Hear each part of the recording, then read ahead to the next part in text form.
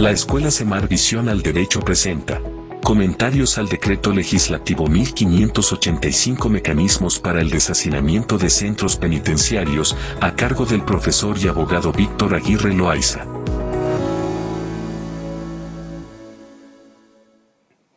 Muy buenos días. El día de hoy nos han asignado efectuar el comentario al Decreto Legislativo 1585, publicado recientemente el 22 de noviembre del presente año. Podríamos llamar la ley de despenalización, pero lo han designado como mecanismos para el deshacinamiento de los establecimientos penitenciarios. Tenemos que indicar que como referencia tiene la sentencia del Tribunal Constitucional recaída en el expediente número 05436-2014, Tacna.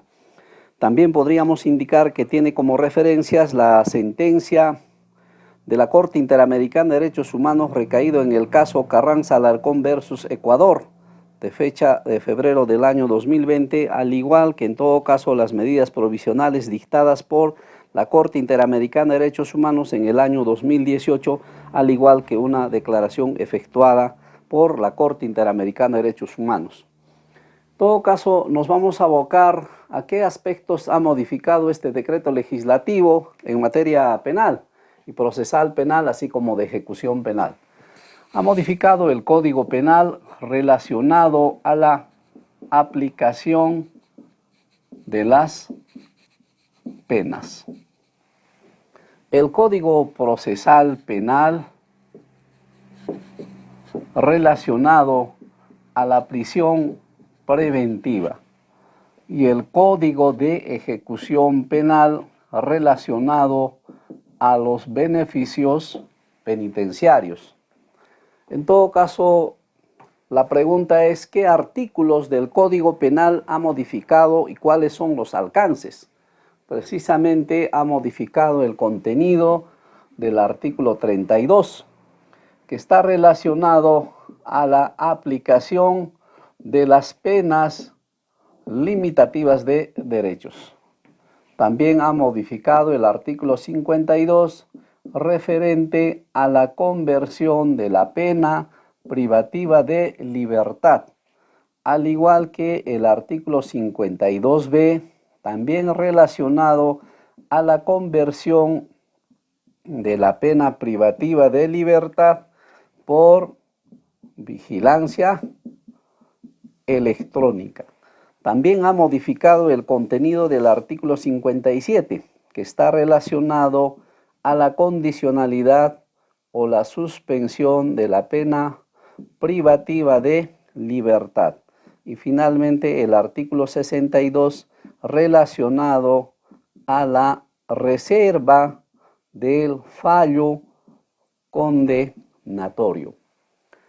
En el Código Procesal Penal ha modificado el contenido del artículo 268 respecto al tema de la prognosis de pena, así como le ha incluido un literal que sería el 268A. Igualmente ha modificado el artículo 283 relacionado a la cesación de prisión preventiva. Igualmente el 284 que está vinculado al tema de la impugnación de la cesación de prisión preventiva. También en cuanto al de ejecución penal relacionado a los beneficios que vamos a ver oportunamente. Lo importante será ver el tema de lo que es la modificatoria que ha efectuado al Código Penal y es el tema ahora de debate.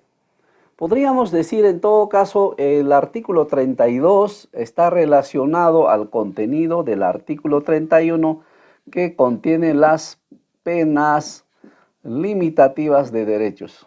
Quiere decir la prestación de servicios a la comunidad o limitación de días libres. También ustedes recordarán que el artículo 28 del Código Penal contiene las clases de pena, que serían privativas de libertad, restrictivas de libertad, limitativas de derechos, así como pena de multa. Indudablemente por eso el artículo 31 hace referencia a esas clases de pena.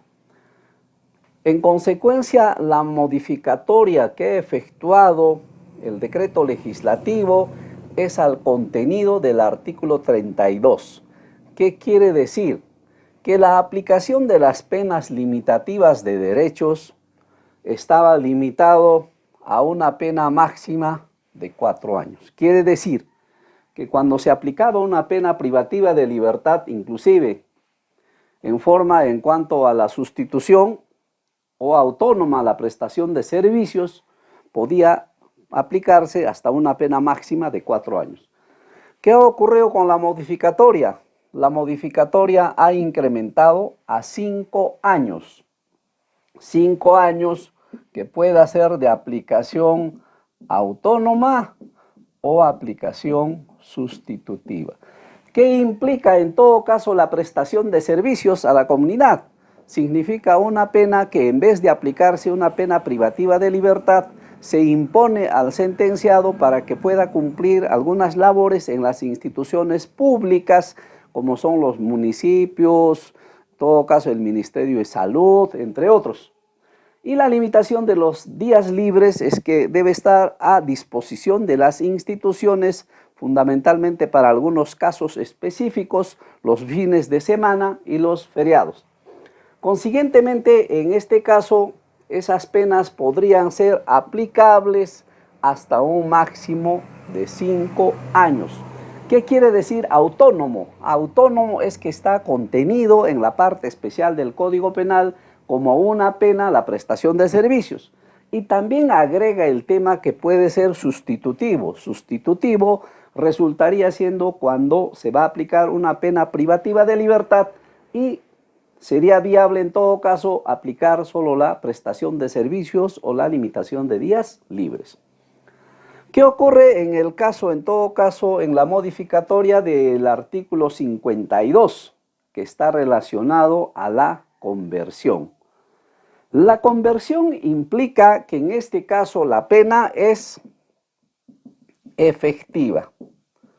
Y ustedes recordarán que cuando se aplicaba una pena efectiva de 4 años, podría convertirse a una de prestación de servicios o limitación de días libres. Eso era igualmente el tope hasta 4 años. ¿Qué ha ocurrido con la modificatoria? Igualmente ha incrementado hasta 5 años. ¿Qué quiere decir? Que a la fecha, si se le impone a una persona una pena efectiva hasta 5 años, indudablemente podría convertirse debido a que concurre algunas circunstancias como que, por ejemplo, hay una probabilidad de que no va a volver a cometer delitos, entre otras circunstancias que determina como requisitos y poner algunas condiciones. Consiguientemente, si se aplica una pena efectiva de 5 años, se convierte en una prestación de servicios o limitación de días libres. Hasta ahí creo que en el trayecto legislativo no había mucho debate. Ahora vemos el tema, en todo caso, relacionado a la conversión que ha modificado el contenido del artículo 52, literal B, que es la conversión de pena privativa de libertad a vigilancia electrónica. Y el problema está en el tema que esta modificatoria le extiende que puede ser hasta una pena máxima de 10 años. Además que en el segundo extremo le incluye que puede ser de 10 a 12 años. Y este es el tema de debate porque aquí han referido con este tema, bueno, va a salir mucha gente del penal, los delitos más graves, casos de funcionarios públicos, entre otros.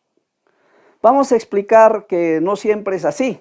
sino más bien el del contenido. Vamos a ver cómo es la aplicación y cuáles son las limitaciones. Indudablemente las penas privativas de libertad a la fecha se pueden convertir en vigilancia electrónica y hasta una pena máxima de 10 años. ¿Cuál es en todo caso la conversión que se hace? Indudablemente aquí le ha incluido las penas que se encuentran en todo caso impuestas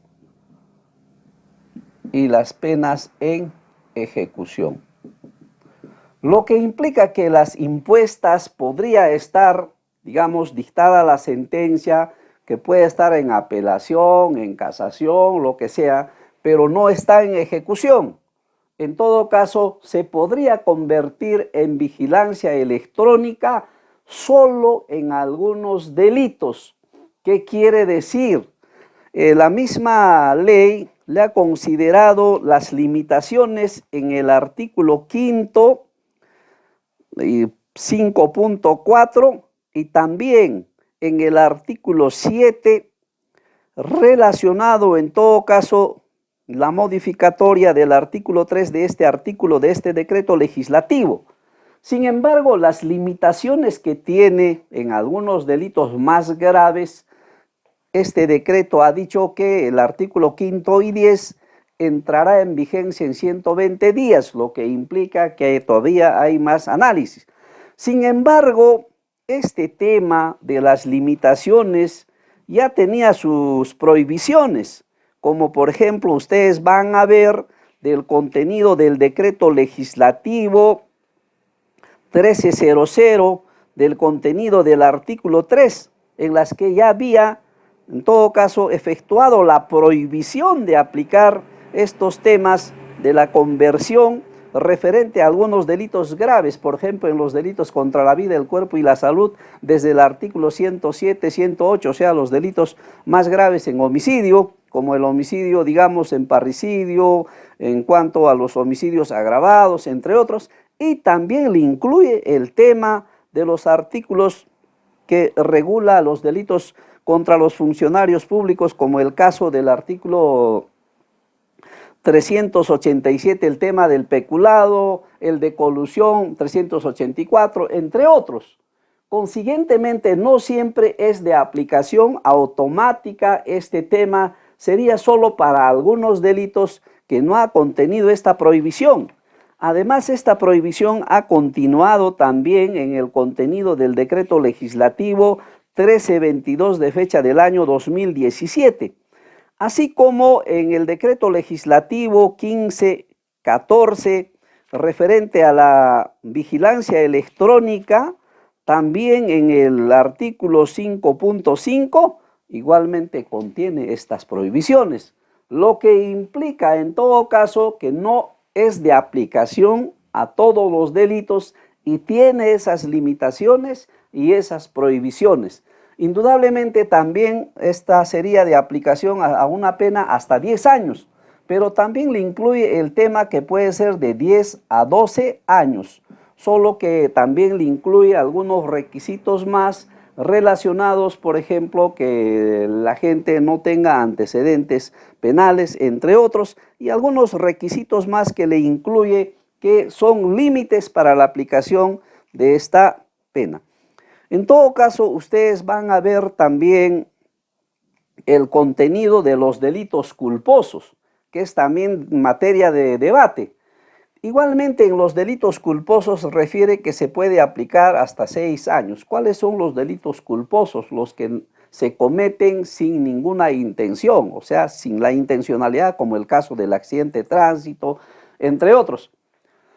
Consiguientemente, debemos concluir que esta conversión de la pena privativa de libertad por vigilancia electrónica no es para todos los delitos, sino está limitado y existe algunas prohibiciones por la propia ley. Ahora vamos al contenido del artículo 57, que también es materia de debate. El artículo 57 está relacionado y siempre ha contenido el Código Penal, relacionado a lo que es la condicionalidad o la suspensión de la pena, que implica que el juez, en vez de aplicar una pena efectiva, quiere decir enviar al penal a alguien, puede poner solo una pena de carácter condicional, que implica que esa persona sentenciada solo puede firmar algunas cuestiones de asistencia en forma mensual, por ejemplo, también no frecuentar algunos lugares, no frecuentar con determinadas personas, no tener en su posesión algunos instrumentos peligrosos, entre otros. Entonces el juez puede poner solo esa pena suspendida o condicional. Eso también era hasta 4 años como máximo. En este caso ya no opera solo lo que determina la ley, sino a la pena aplicable. Y ahí siempre decíamos que cuando la pena es de 4 años es libre, cuando la pena es más de 4 años efectiva al penal, decíamos, ¿no es cierto? En todo caso, esto ha variado igualmente a 5 años. Ha incrementado este decreto legislativo que ahora la suspensión de la ejecución de la pena puede efectuarse a una pena hasta 5 años como máximo. Consiguientemente, también en esa parte dice que los plazos en todo caso, sobre todo el de periodo de prueba, más bien en este caso se convierte a 4 años. O sea, le ponen un periodo de prueba que era antes de 3, ahora de 4 años, pero la pena máxima hasta 5 años, condicional. También hay otro tema interesante, el que ha incluido este artículo. Dice, excepcionalmente se puede también aplicar la suspensión de la ejecución de la pena hasta 8 años. ¿Qué quiere decir? Excepcionalmente el juez puede poner una condicionalidad, no enviarlo al penal al sentenciado, hasta 8 años como pena máxima, pena aplicable, no determinada por la ley, sino exclusivamente a criterio del juzgador. Consiguientemente, en el presente caso le pone algunas condiciones, como por ejemplo que el agente, o quiere decir el sentenciado, no tenga antecedentes penales. Además, que no supere los 25 años de edad. Lo que implica en este caso es que la ley está incrementando también el contenido del artículo 22 del Código Penal, que estaba relacionado a la responsabilidad restringida por la edad, lo que implica que ese artículo determina hasta 21 años como máximo, o sea, menos de 21 años se le disminuye la pena. En este caso está incrementando hasta 25 años, en la cual excepcionalmente puede convertirse en una pena suspendida la sentencia que se le va a imponer hasta 8 años. Igualmente el periodo de prueba en este caso le han incrementado a 7 años, 7 años de periodo de prueba. También el debate y la pregunta ha sido en esta parte, la prohibición que contiene la suspensión de la ejecución de la pena respecto a los funcionarios o servidores públicos. Aquí, aparte de contener, digamos, las prohibiciones en los decretos que hemos indicado, aparte de eso, el Código Penal mismo, en este mismo artículo, ha efectuado una prohibición de efectuar las penas suspendidas contra los funcionarios y servidores públicos. Esa parte no ha sido modificado. Sin embargo, la Corte Suprema ha desarrollado algunas cuestiones en vía de poner una pena suspendida a algunos funcionarios, pero eso depende en todo caso de la vigencia del tiempo de la ley penal, porque recordemos que en muchos casos recién a la fecha se están juzgando a los funcionarios que estuvieron en el periodo 2011-2014. Sin embargo, esta prohibición ha sido incluido ya en febrero del año 2015 para peculado entre otros, y bueno, luego se ha venido incrementando para colusión, malversación, entre otros. Lo que en pocas palabras, en todo caso, esa prohibición continúa vigente, no ha sido modificado. Pero reitero que les había dicho que la Corte Suprema ha desarrollado algunas opiniones o en todo caso ejecutorias que serían viables de análisis, por ejemplo, en la suspensión de la pena en estos casos contra funcionarios públicos o servidores públicos, como el contenido de la casación 2469-2021 Callao, que dice criterios para suspender la ejecución de la pena en los delitos de peculado doloso. Y también la Corte Suprema se había pronunciado si era de aplicación o no la prestación de servicios relacionado al delito de peculado, como es el caso de la casación 1438-2019 Moquegua. Indudablemente también existen otros pronunciamientos, otras casaciones y recurso de nulidad.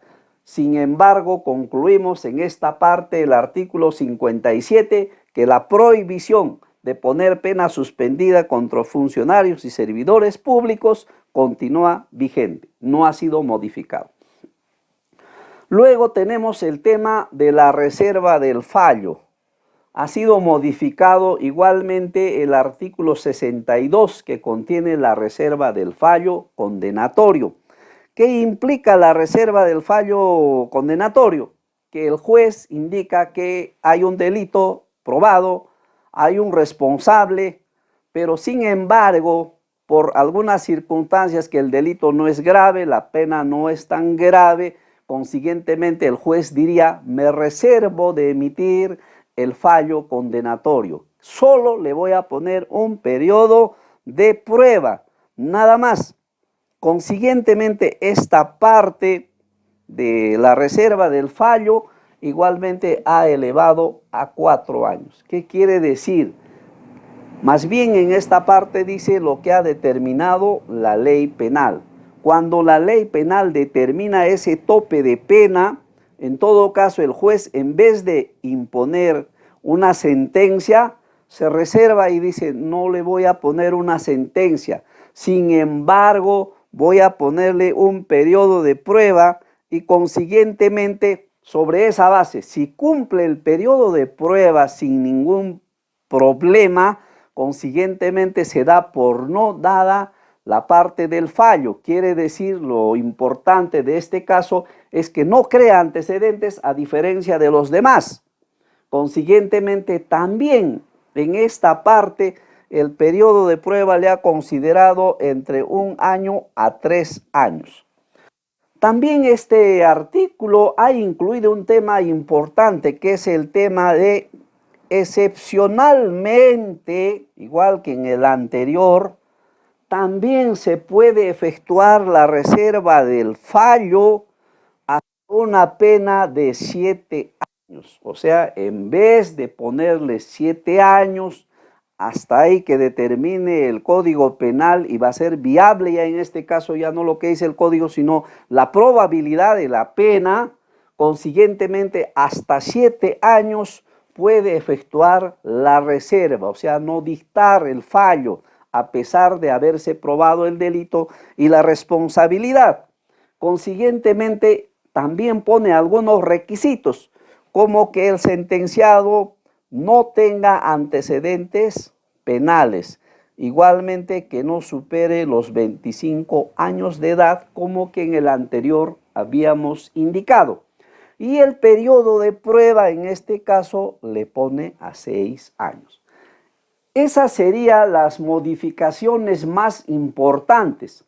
Ahora el debate político ya dependerá de la aplicación, en todo caso, de estas modificatorias, pero con las limitaciones del caso, con las prohibiciones. Quiere decir que fundamentalmente en el tema de la conversión de la pena privativa de libertad por vigilancia electrónica, del cual Víctor Prados Aldarriaga ya había referido que es un fracaso porque no se había implementado hasta la fecha, consiguientemente continúa en debate. Respecto, en todo caso, a la aplicación de la misma, lo determinante es que ya está vigente y debe aplicarse todas estas modificatorias, tanto para los casos, en todo caso, que se viene para, en todo caso, sentenciar, y también algunos me preguntan si podría ser, digamos, de aplicación retroactiva. En efecto, por ser la ley penal, como ha determinado la Constitución y el artículo 6 del Código Penal, sería también de aplicación retroactiva por ser la ley más favorable, y en algunos casos que ya estarían con sentencia, en todo caso, ya no sería, digamos, la aplicación retroactiva, sino sería una revisión y una adecuación de la pena respecto a la ley más favorable. Ahora vayamos al tema de la modificatoria al contenido del Código Procesal Penal. El Código Procesal Penal ha sido modificado en cuanto al artículo 268, que contiene los presupuestos materiales de la prisión preventiva. ¿Qué ha ocurrido? En el presente caso, los presupuestos materiales son los fundados y graves elementos de convicción. B, prognosis de pena. 3, peligro procesal, peligro de fuga o de obstaculización.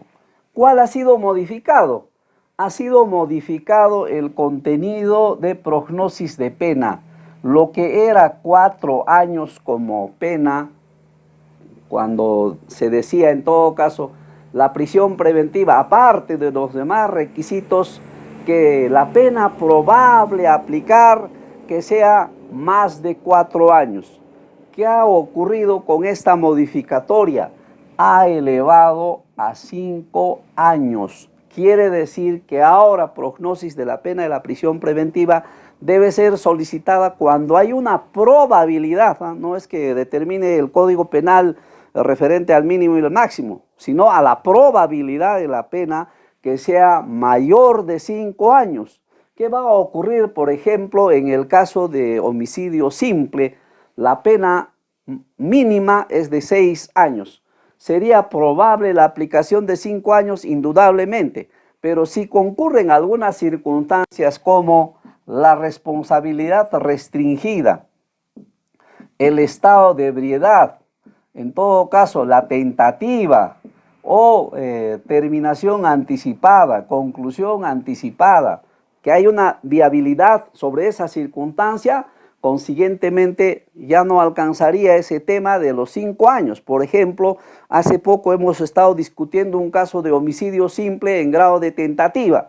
La pena, ¿cuánto ha sido? 4 años, efectiva. Pero en este caso, ese requisito en todo caso ya no cumpliría. Quiere decir que es debatible en cuanto a algunos temas y algunos delitos.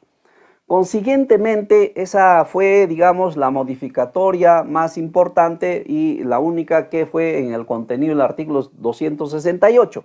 Pero también le ha incluido el 268A, referente a la aplicación de la vigilancia electrónica, que desde luego también es de debate en la aplicación en este caso. Ahora vayamos al tema de la cesación. La cesación de la prisión preventiva hasta la fecha, hasta la modificatoria, resultaba siendo casi imposible porque alguien pide cesación y el pedido de nuevos elementos de convicción, siempre hay una denegatoria. ¿Por qué? Porque indudablemente no hay una probabilidad, posibilidad, de seguir discutiendo el tema de la continuidad de la prisión preventiva. Sin embargo, en este caso, el decreto legislativo ha incluido 2 aspectos fundamentales. Una que sería en cuanto a la revisión de oficio y 2 en cuanto a los requisitos que deben discutirse en la audiencia de cesación de prisión preventiva, sobre todo sobre la subsistencia de los presupuestos materiales. ¿Qué implica la revisión de oficio?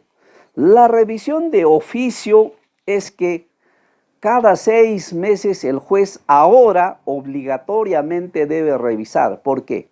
porque antes ya se había forzado esta circunstancia en aplicación del artículo 255, numeral 2 del Código Procesal Penal. Sin embargo, no era viable.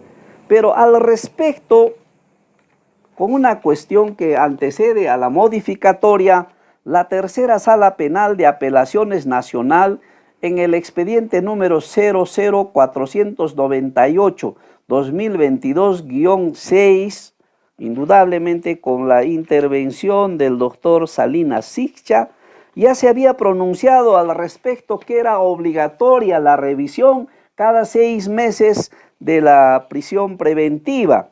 Además, había incluido igualmente la sentencia de la Corte Interamericana de Derechos Humanos que hemos indicado anteriormente, y algunos expedientes también de las sentencias emitidas por el Tribunal Constitucional. Sin embargo, lo más importante también de esta resolución es el numeral 8.30, en la que nos indica cuál es el mecanismo, en todo caso, para que el juez pueda señalar una audiencia al vencimiento, digamos, del transcurso de los 6 meses. Además, también, no solo es que se haya vencido respecto que se haya impuesto, sino también de la última fecha en que se haya discutido la cesación. Además, en el 8.31 nos pone las circunstancias que se debe discutir y dice que debe discutirse en la audiencia la actividad indagatoria desplegada por el representante del Ministerio Público, los actos de investigación solicitados por la defensa, el aseguramiento de las fuentes de prueba, la conducta procesal del investigado, la investigación de los arraigos, análisis de los elementos de convicción presentados por las partes procesales. Indudablemente, aparte de los requisitos que contiene el artículo 283, como el tiempo de detención del imputado, el comportamiento, entre otros. Lo más importante es que en el numeral 4, la exigencia única era los nuevos elementos de convicción, que indudablemente dificultaban demasiado el tema de la cesación.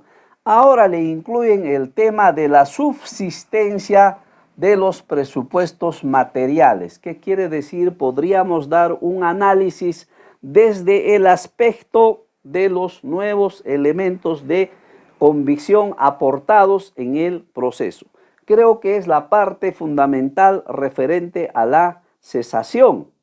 Ahora también ha modificado el contenido del artículo 284, que establece la impugnación de la cesación. También en este caso ha dividido en 2 campos. Uno en cuanto a la petición de parte. ¿Qué implica la petición de parte de la cesación?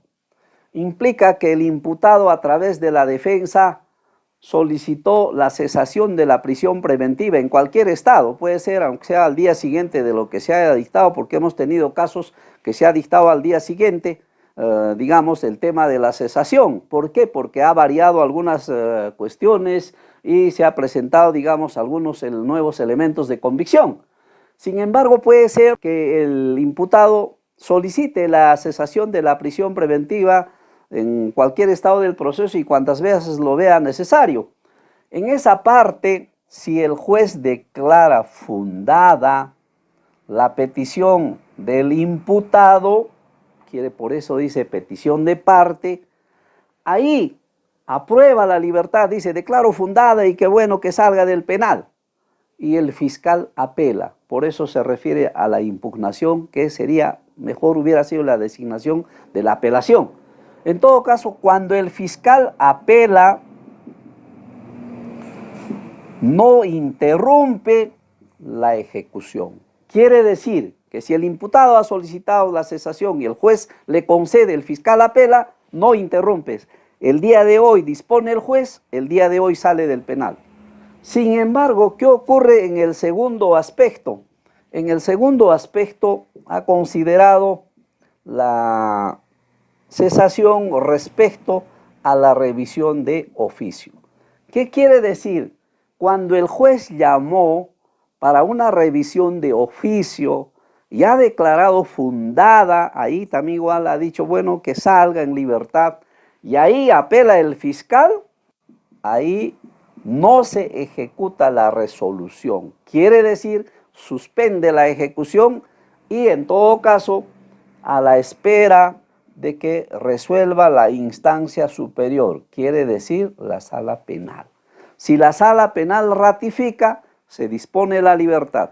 No ratifica, continúa la prisión preventiva. Esos son algunos alcances respecto a lo que es el Código Penal y Código Procesal Penal. Ahora vayamos en cuanto al tema de los beneficios penitenciarios.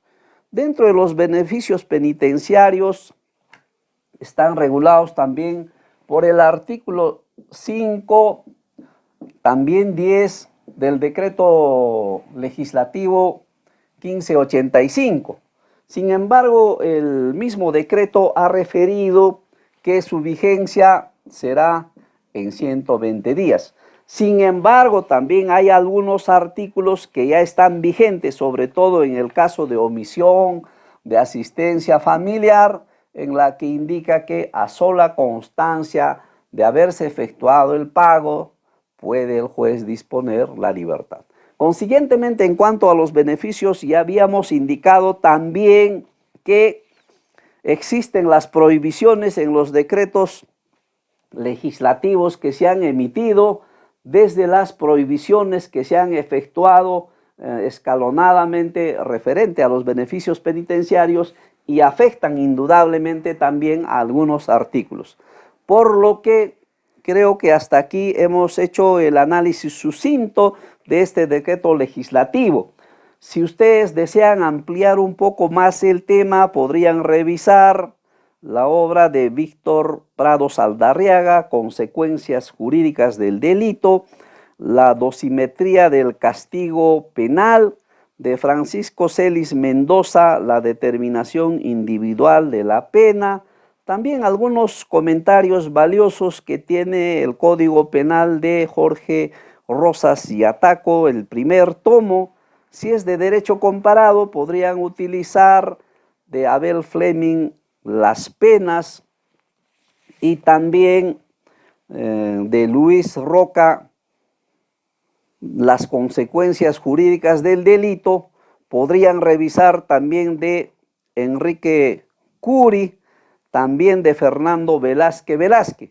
En cuanto a los beneficios penitenciarios, es muy importante revisar los aportes de Germán Asmal Arana, así como de Diana Milla Vázquez. Muchísimas gracias.